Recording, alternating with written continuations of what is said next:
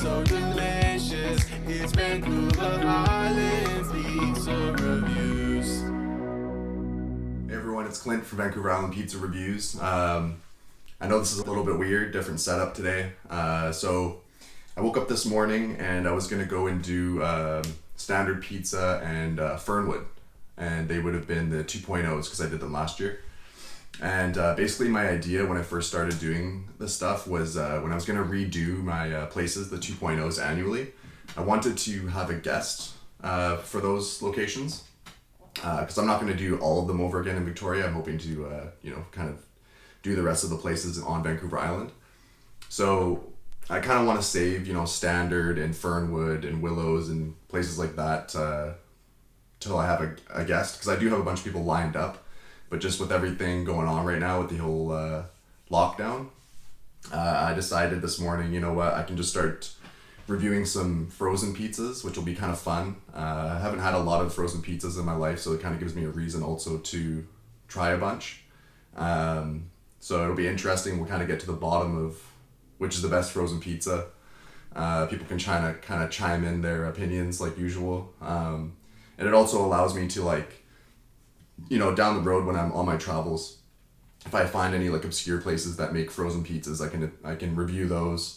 So I'll try and do some a bunch of frozen pizza reviews here in the next little bit, and then basically in the future I'll just kind of pepper them in here and there. But I'll have the frozen pizzas will be on their own ratings list, so it'll be completely different to all the other pizzas I've been reviewing.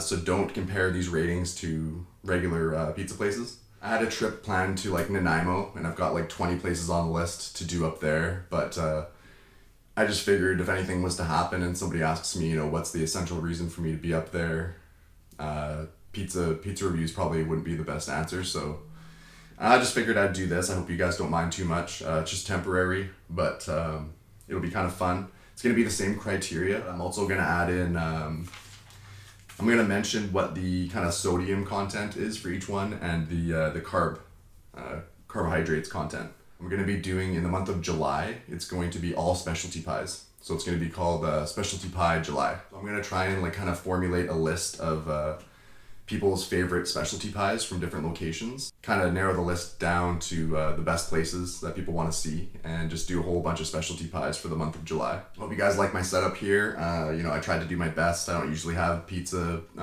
slippers hanging from my ceiling fan here, but I got some pizza boxes and some good pizza stuff going on here. I went and grabbed a pizza cutter today. I might upgrade this in a little bit, but yeah.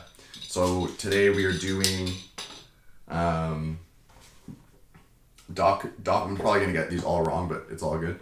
Dr. Oetker's Guiseppe Pizzeria Thin Crust, and it's a 5 cheese, so mozzarella, provolone, cheddar, Monterey Jack, and Parmesan. Proudly made in Canada. It's got a really nice box.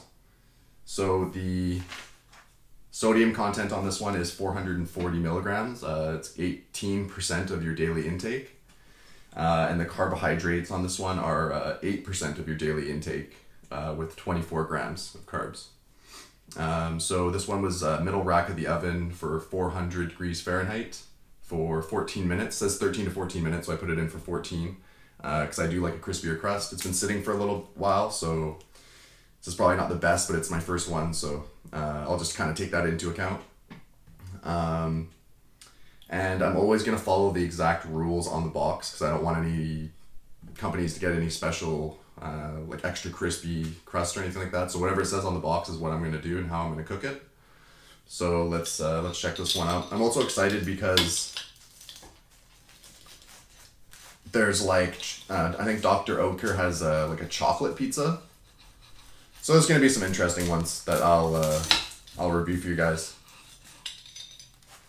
Okay, let's see how good I am at doing this. I really want to get one of those big pizza choppers. Those are those are my favorite. But I actually haven't cut a lot of pizzas before, so I usually order my pizzas, as you guys know. Okay, that wasn't too bad. So same criteria. Big slices. Like I said, it's been sitting here for a minute, so if it was right out of the oven, it might be a bit different. There's not going to be any flop on this. the undercarriage. Sorry, it's also dark in here. I'm going to try and start doing these in the daytime, but right now it's like 10 o'clock at night. Not a lot of cheese. The crust is pretty crispy. I believe this one was also $5.97 at Walmart. Okay. Taste test.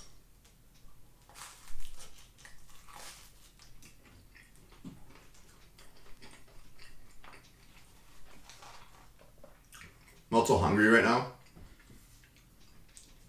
so that doesn't really help, but pretty bland crust. The cheese tastes okay. The sauce is not good, in my opinion.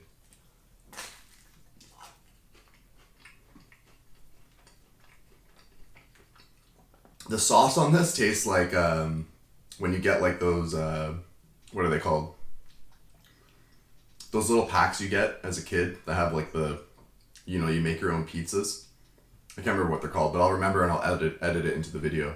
I can't remember what they're called. But it tastes like that makeshift tomato sauce that they put in those packages where you make your own pizza. Why can't I remember what it's called right now? Anyways.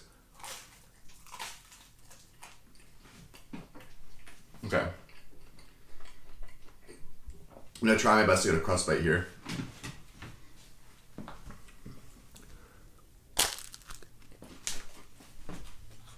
I probably wasn't even on the camera, but it's all good.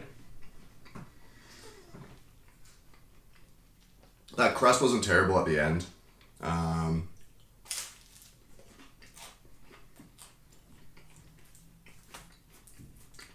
mean, for $5, it's not like,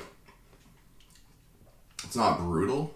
I'd say it's, I mean, I don't really know how to gauge it either. So that's the thing that's going to kind of be lame, is at the beginning, some of my ratings you kind of have to take with a grain of salt because I don't really know what to compare it to.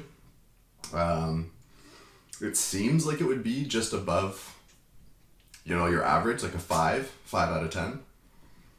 It seems like it would be a little bit above. But at the same time, I don't know in comparison to some of the other ones. So I'm going to play it safe. It's a little bit cold. 5 cheese Giuseppe Dr. Oetker thin crust pizza. $5.97. I'm going to rate this frozen pizza scale. 4.8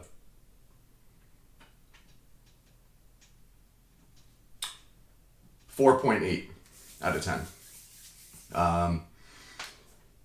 So what I'm going to try and do is after every frozen pizza review, I'm going to try and have like a frozen pizza rating list at the end so you can see how they all kind of stack up to each other.